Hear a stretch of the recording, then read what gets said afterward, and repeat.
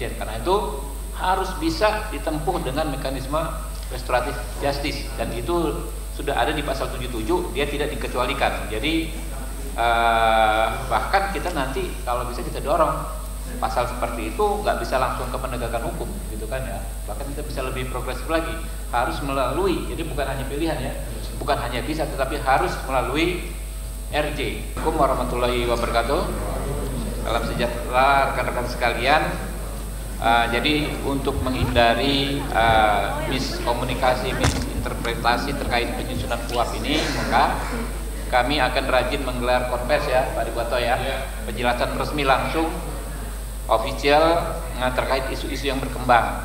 Ada dua isu yang kami harus luruskan. Yang pertama adalah bahwa tadinya disebutkan ada yang menyebutkan kejaksaan tidak lagi berwenang melakukan penyidikan di bidang tipikor, karena pasal 6 penjelasannya, pasal 6 itu menyebutkan bahwa yang disebutkan adalah penyidik kejaksaan di bidang pelanggaran HAM berat.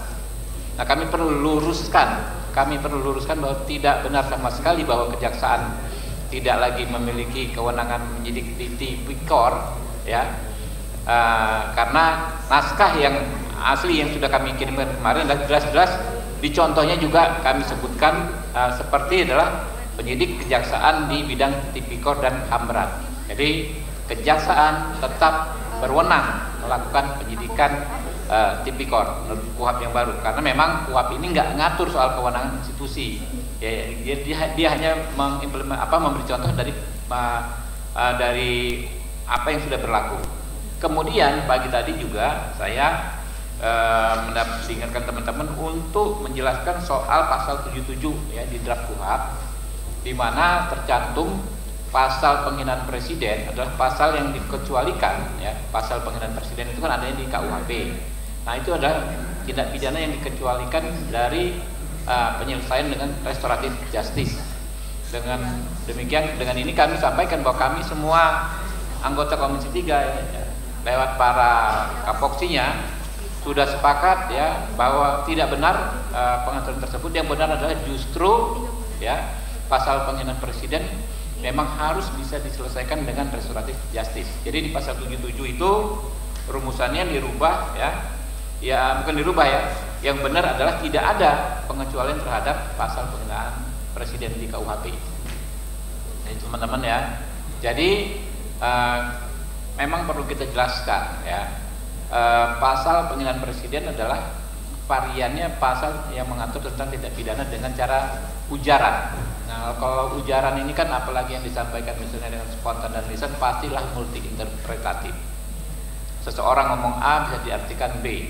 Nah, bahayanya kalau diartikan itu sebagai pelanggaran hukum penghinaan presiden. Karena itu harus bisa ditempuh dengan mekanisme restoratif justice, dan itu sudah ada di pasal 77, dia tidak dikecualikan. Jadi bahkan kita nanti kalau bisa kita dorong pasal seperti itu nggak bisa langsung ke penegakan hukum gitu kan ya, bahkan kita bisa lebih progresif lagi, harus melalui, jadi bukan hanya pilihan ya, bukan hanya bisa tetapi harus melalui RJ ya, harus dicoba nih yang RJ-nya ini gitu loh, harus dilalui dahulu tahapan RJ-nya ya. Saya sendiri secara pribadi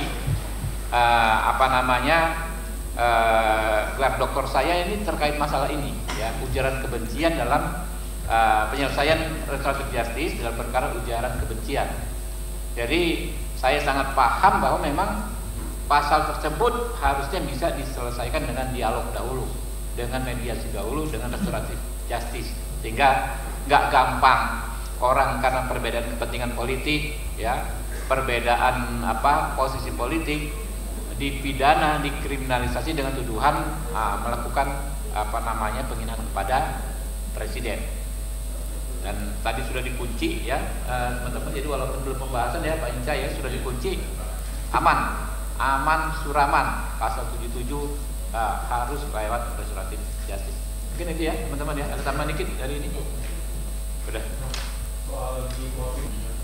ya. Gini, ada dua hal ya, ini terjadinya kekerasan, torture juga ya dalam pemeriksaan. Salah satu yang terus kita selesaikan di sini yang di Palu itu ya Pak Suding ya, ada orang meninggal tadinya katanya sakit, ternyata karena dianiaya. Nah, salah satu kuncinya adalah kami akan mengatur ya bahwa dalam setiap tempat pemeriksaan dan setiap tempat penahanan di ruang tahanan harus ada kamera pengawas. Ya. Kesalahan kemarin yang di Palu itu kan justru terungkapnya karena ada kamera pengawas gitu loh. Ya. Setelah kita RDPU karo propamnya turun ya, dicek dari videonya Pak ya, Pak Arifan ya, ketemu ternyata dari kamera pengawas ketemu. Nah, kita ingin di polda-polda lain persis seperti yang ada di Palu tersebut ya, kamera pengawasnya ada. Lagian sekarang kan kamera pengawas sesuatu yang nggak mahal lagi ya, bisa dibeli dengan harga yang cukup murah dan kita akan support anggarannya, APBN-nya kita support dari sini untuk pengadaan kamera pengawas. Jadi itu. Yang kedua, yang paling penting adalah pendampingan dari advokat terhadap tersangka. Kebanyakan orang-orang yang mengalami kekerasan itu dalam kasus dia tidak didampingi ketika diperiksa, apakah sebagai saksi, apakah sebagai tersangka. Karena itu tadi disebutkan oleh Pak Junifer ya, advokat yang tadinya hanya bisa mendampingi ya, orang yang diperiksa sebagai tersangka, sekarang bisa dan wajib berhak mendampingi ketika masih saksi. Udah bisa jadi nggak bisa diintimidasi lagi walaupun masih berstatus saksi ya. Inilah titik awalnya. Kalau teman-teman ada masukan yang lebih progresif lagi, yang lebih baik lagi, yang lebih maju lagi demi penegakan HAM ya, orang-orang yang bermasalah dengan hukum, kami dengan terbuka ya. Kami ke depan terus akan mengagendakan acara-acara seperti ini tadi, mengundang ahli ya, mengundang guru-guru besar, mengundang praktisi, bahkan kami juga akan mengundang seluruh pimpinan redaksi media massa dalam forum khusus ya, supaya teman-teman juga berkontribusi aktif, bukan hanya memberitakan ya, tapi menyampaikan masukan. Tadi misalnya soal peliputan di di persidangan seperti apa, masukan kawan-kawan. Jadi kawan-kawan nggak hanya boleh nanya, nggak hanya boleh mempersoalkan, kok kayak begini, tapi dari sekarang masukan aturannya yang paling pas gimana. Karena ada masalah nih Pak Suding paham nih. Dalam pemeriksaan saksi itu kan saksi diperiksa satu-satu.